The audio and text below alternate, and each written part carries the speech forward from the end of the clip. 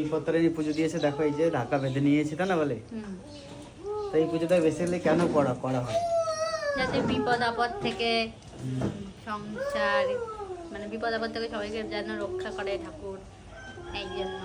আর এখন তো মানে অনেক ধরনের ফল ফুল হয়, মানে বর্ষার সিজন তো অনেক ধরনের ফল ফুল এখন হয়, তো সেই জন্য 13 রকম ফল, 13 রকম ফুল, 13 রকম মিষ্টি।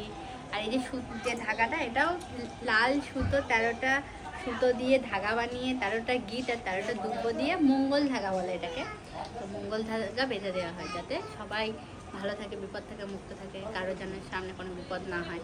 আজকে লাস্ট পুজো ছিল, তাই তো? আর এই পুজোর একটা লেটেস্ট হচ্ছে 13টা লুচি। পুজোর করার পরে 13টা লুচি খেতে হবে, মাস্ট। ঠিক আছে? তো দেখো আমও বেঁধে নিয়েছে, পলেও বেঁধে নিয়েছে। আমার তো ব্রাহ্মণ মশাই বেঁধে দিয়েছে, মানে মন্দির থেকেই বেঁধে দিয়েছে। তোমরা কারা কারা পুজো করা হয়ে করলে, গেছে, তাই বাড়ি এসে আমি বেঁধে দিলাম। পুজো করলে অবশ্যই জানিও। চলো।